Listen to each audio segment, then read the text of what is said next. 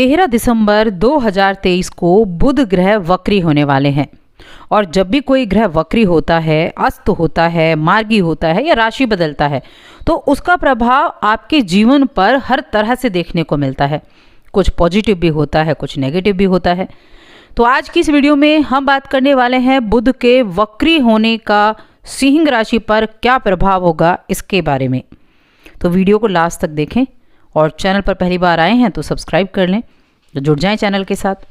तो बुध की मैं बात कर रही हूँ। बुध अभी कहाँ विराजमान है? बुध है अभी धनु राशि में, जो कि गुरु की राशि है। और बुध को वाणी का कारक कहा गया है, तर्क और बुद्धि के कारक ये कहे गए हैं। ये हमारी सोच को निर्धारित करते हैं, हमारे संचार कौशल को नियंत्रित करते हैं।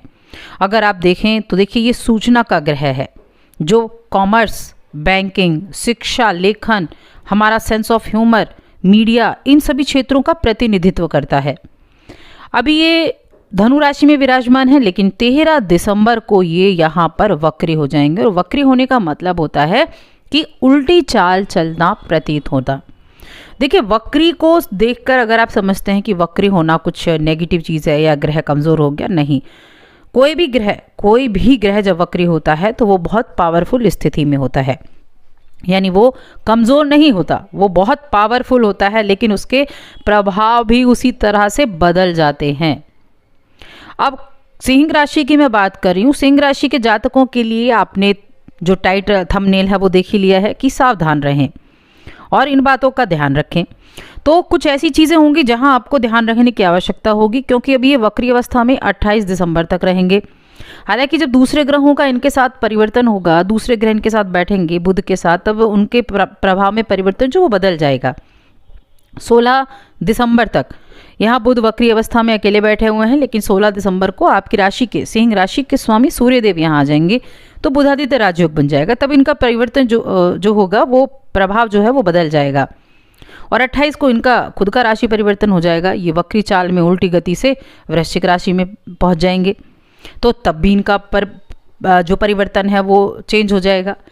लेकिन अभी फिलहाल आपके लिए क्या क्या चीज़ें होने वाली हैं, क्या आपके लिए लाभदायक होने वाला है, किन चीज़ों से आपको सावधानी रखनी है और वो कौन सी चीज़ें हैं जहां आपको ध्यान रखने की आवश्यकता है।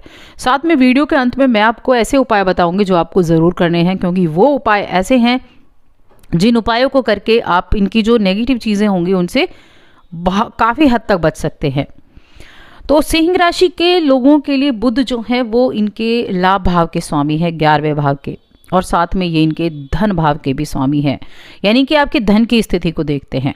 11वां और दूसरा भाव हो गया धन स्थिति को, यानी आर्थिक स्थिति के स्वामी माने गए आपके। और अभी कहाँ हैं? आपके पंचम भाव में। पंचम भाव देखिए बुध का ही होता है। पंचम भाव शिक्षा का होता है, जिसके स्वामी बुध हैं। प्रेम संबंध का होता है, सट्टेबाजी का होता है, बच्चों का भाव कहा जाता है, संतान का भाव कहा जाता है। तो ये पुण्य भाव भी आप इसको कह सकते हैं। अब यहाँ क्या होगा? बुध वो ग्रह है जो आपकी वित्तीय स्थिति को नियंत्रित रखता है, आर्थिक स्थिति को नियंत्रित रखता है। तो आपको क्या करना है? धन के मामलों में सतर्कता बरतनी होगी। अगर आपसे कोई उधार मांगने आता है तो आपको यहाँ ध्यान रखना है कि आप उधार देना है या नहीं, क्योंकि ऐसा हो सकता है कि आपने उधार दिया और वो आपको उधार वापस ना मिले। तो इस चीज़ का तो आपको खास तौर से ध्यान रखना है। कुछ अच्छी चीज़ें भी होंगी, क्योंकि पंचम भाव में गोचर करेंगे और पंचम भाव संतान, बुद्धि, विवेक का भी है। तो यहाँ क्या होगा? स्टूडेंट के लिए तो कुछ अच्छी चीज़ें होने वाली हैं। जैसे आपका जो मन है वो पढ़ाई लिखाई में लगेगा, आपका ध्यान भी आप अपने अच्छे से लगा पाएंगे, और आपको एजुकेशन के तरफ से मैं कहूँ तो आपको लाभ मिलने वाला है। और आपको अपने टीचर्स का भी, अपने गुरु का भी उचित सहयोग प्राप्त होगा।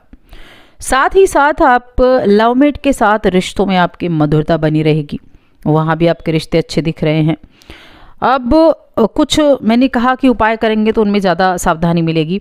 इसके अलावा क्या चीज़ें होंगी? इसके अलावा चीज़ें जो होने वाली हैं वो ऐसी हैं कि आपने जो पिछले वर्ष में कुछ वित्तीय निर्णय लिए थे, कुछ विचार लिए थे, आपको लगता था कि कुछ निर्णय सही थे, कुछ गलत लिए थे, तो जो गलत लिए थे उन पर आप एक बार विचार विमर्श करेंगे, वहाँ से आपको अच्छा मिलेगा। क्योंकि ये उल्टा चलेगा तो जो आप गलत काम कर चुके हैं, जो आपके डिसीजन गलत हो चुके हैं, उनको ठीक करने का मौका आपको दे सकता है। यहाँ निवेश बस करने से बचना है, लेकिन पुराना निवेश आपके लिए अच्छा रहेगा। अच्छा, पंचम भाव जो है सट्टेबाजी का भी भाव है, और सट्टेबाजी बड़ी एक ऐसी चीज़ है जहाँ एक बार इंसान अगर फंस गया तो वो निकलने का बड़ा मुश्किल हो जाता है। तो इस भाव में वक्री होने ये सट्टेबाजी से आपको देखिए दूर रहने की आपको ज़रूर चेतावनी मैं देना चाहूँगी।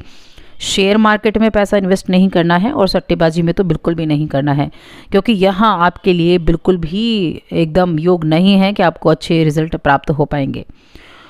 साथ ही ये आपको कुछ ऐसा भी कर सकता है कि आपको बदनामी झेलनी पड़ जाए, कुछ ऐसी चीज़ हो जाए, और ये किस वजह से होगा? बोलचाल के कारण, बातों के कारण, वाणी के कारण। तो आपको ध्यान रखने की आवश्यकता होगी। जब भी आप कहीं अपनों के बीच में बात करते हैं, समाज के बीच में बात करते हैं, तो शब्दों का चयन बहुत सोच समझकर आपको करना होगा। वाणी पर नियंत्रण रखकर चलना होगा। कब तक चलना होगा? ये आपको 16 दिसंबर तक तो खास तौर से ध्यान रखना है। अभी 16 दिसंबर तक आप ध्यान रखेंगे, यानी 3 दिन। उसके बाद भी ध्यान रखना है, उपाय करने हैं 28 दिसंबर तक। बस थोड़ा सा परिवर्तन हो जाएगा क्योंकि सूर्य वहाँ आ जाएंगे। लेकिन वाणी पर अगर आप जितना ज़्यादा संयम और फोकस रख पाएंगे उतना ज़्यादा अच्छा आपके लिए रहेगा। स्टूडेंट्स के लिए मैं बता चुकी, अच्छा रहने वाला है और प्रेम जीवन भी ठीक ठाक रहेगा। बस ध्यान रखें कि रिश्तों में कोई गलतफहमी ना आए। कोई तीसरा व्यक्ति रिश्तों में गलतफहमी लाने का कार्य कर सकता है, तो उस वजह से समस्या उठानी पड़ सकती हैं, तो वहाँ थोड़ा ध्यान रखें। किसी भी प्रकार की गलतफहमी से बस आपको बचना है। लोगों की कमी नहीं है जो आपके जीवन में गलतफहमी क्रिएट करना चाहते हैं, और जहाँ तक आप अगर उनकी बातों पर विश्वास करते हैं तो ये आपकी सबसे बड़ी गलती होगी। तो आपको ध्यान रखना है, चीज़ों को बारीकी से समझना है, देखना है, और किसी की बातों में नहीं आना है। नोक झोंक से तो बच कर ही रहना है, क्योंकि ये नोक झोंक आपके ऊपर बहुत भारी पड़ सकती है। तो थोड़ा ध्यान तो यहाँ आपको रखना ही होगा, तभी जाकर आपको अच्छी चीज़ें मिल सकती हैं, तभी जाकर आप खुद पर संयम रख सकते हैं। तो ये तो आपको देखिए बिल्कुल ध्यान रखने की आवश्यकता होगी। अब जो यहाँ मैं कहूँ तो कुछ चीज़ें हैं जो बुध से जुड़ी हुई हैं, जैसे बैंकिंग सेक्टर हो गया और साथ में मीडिया का क्षेत्र हो गया। तो बैंकिंग सेक्टर में काम जो कर रहे हैं या कॉमर्स से जुड़े हुए बच्चे हैं, उनके लिए काफ़ी अच्छा समय है, और मीडिया के क्षेत्र से जुड़े लोगों के लिए भी काफ़ी अच्छा समय होने वाला है। बाकी अपने लिए आप अच्छी चीज़ों का कैसे शुरुआत कर सकते हैं, या आप जो नेगेटिव चीज़ें हो रही हैं उनको कैसे पॉजिटिव कर सकते हैं, उसके लिए आप कुछ उपाय ज़रूर करें। मैं कहती हूँ उपाय बहुत कारगर साबित होंगे आपके लिए। क्या करना है? ज़रूरतमंद जो गरीब बच्चे हैं उनको या तो आप कंबल दे सकते हैं, किताबें दे सकते हैं, या कपड़े दे सकते हैं, यानी अपनी सामर्थ्य के अनुसार आप कुछ भी उनको दान कर सकते हैं बुधवार के दिन। एक है कि आपकी अगर कोई छोटी बहन है तो अच्छा है, वरना परिवार की किसी भी महिला को आप कुछ ना कुछ बुधवार के दिन उपहार दे दें। वो उपहार कुछ भी हो सकता है, ऐसा नहीं कि वो लाखों की चीज़ हो सकती है, वो 2 रुपये की चीज़ भी हो सकती है। उपहार उपहार होता है। तो इन कामों को कर लेंगे तो बहुत अच्छा रहेगा। साथ ही चैनल को सब्सक्राइब कर लें, वीडियो को लाइक और शेयर करना ना भूलें।